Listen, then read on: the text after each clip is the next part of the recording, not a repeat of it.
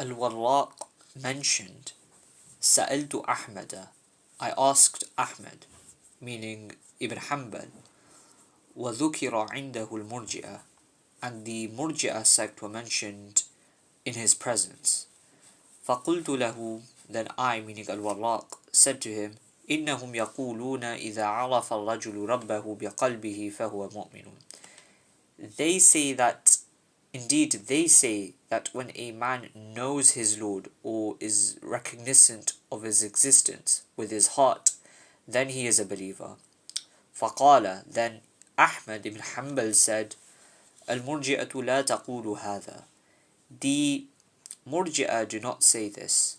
الْجَهْمِيَّةُ تَقُولُ بِهَذَا. The Jahmiyya say this. الْمُرْجِئَةُ تَقُول, what the Murji'ah actually say is, حَتَّى يَتَكَلَّمَ بِلِسَانِهِ وَتَعْمَلَ جَوَارِحُهُ. Until he speaks with his tongue, meaning confesses his faith with his tongue, and his limbs act according to the commandments of God. Dr. Yasir Qadi mentions that it is apparent from the speech of Ahmad ibn Hanbal that what he intended was the Murji'ah of the Fuqaha, meaning the Sunni Orthodox jurists who had some Murji'ah tendencies. They said that it was obligatory upon the servants of God to do good actions. However, these good actions were not a part of belief, Iman, according to them. This is also linked to the deeper discussion of whether actions are part of faith or not. The Ahlul Hadith or Hanabila, the Hanbali scholars or the Ahlul Hadith scholars, said that actions are a part of faith. However, the Ahlul Ra'i or the Hanafis, the people of opinion or the Hanafi school of thought, especially coming from the likes of Abu Hanifa, Nu'man bin Thabit, said that actions are not a part of the essence of faith, but rather they are a part of the completion of faith. And the analogy they would give is of the tree. The actions are not the root or the essence of the tree, but they are like the leaves of the tree. They adorn the tree. Continuing on from Ahmad's statement, وَالْجَهْمِيَّةُ تَقُول, the Jahmiyya said, إِذَا عَرَفَ رَبَّهُ بِقَلْبِهِ وَإِن لَمْ تَعْمَلْ جَوَارِحُهُ وَهَذَا كُفْرٌ. That the Jahmiyya said that Iman is when a person recognizes the existence of his Lord or knows his Lord with his heart, and even if his limbs do not act according to divine commandments. And this is disbelief. إِبْلِيسُ قَدْ عَرَفَ رَبَّهُ فَقَالَ رَبِّي بِمَا أَغْوَيْتَنِي. Iblis certainly knew or was aware of his Lord. Then he said, my Lord, with what you have forsaken me with. This narration is also mentioned by Abu Bakr al-Khalal in his As-Sunnah. Ibn Taymiyyah mentions that the innovation of the jurists of Ahlul Kufa, the irja of the jurists of Ahlul Kufa, and this refers to the likes of Abu Hanifa and Hamad ibn Abi Sulaiman and Ibrahim al-Nakha'i and his likes, from the companions of Abdullah ibn Mas'ud. They said that actions were not a part of Iman.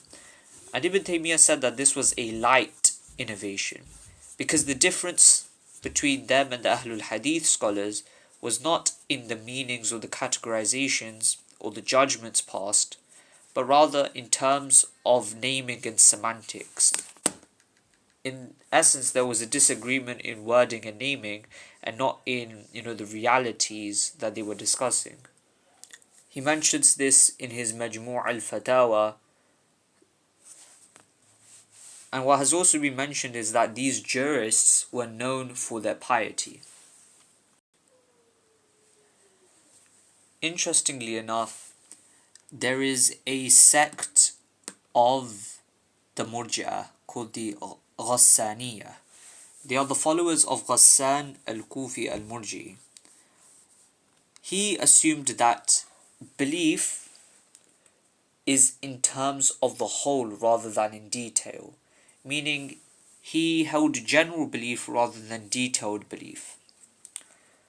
For example, he has a statement, I know that God obligated Hajj, the pilgrimage, to the Kaaba, the Qibla, but I don't know which Kaaba, the one in Mecca or the one in India. He also said that every attribute that can be derived from faith, it is called faith itself, meaning it is called Iman, it is termed as belief in its essence, because it is a part, or it is some of faith, it is a part of faith. Some of the authors in this field of heresiography and recording the statements of the various Islamic sects, such as Al-Ash'ari in his Maqalatul Islamiyyin, they have narrated this specific narration that was mentioned from Al-Ghassan, or this specific belief that was held by Al-Ghassan, and they've attributed it to Abu Hanifa. But in reality, it's quite clear that Abu Hanifa did not hold this belief. This was the belief of Ghassan, and Ghassan falsely claimed and falsely called upon the fact that this was a statement of Abu Hanifa. And then Ghassan, arguing that he was from the followers of Abu Hanifa, because Abu Hanifa supposedly said this statement, saying that he was from his followers and that he was upon his manhaj, his methodology.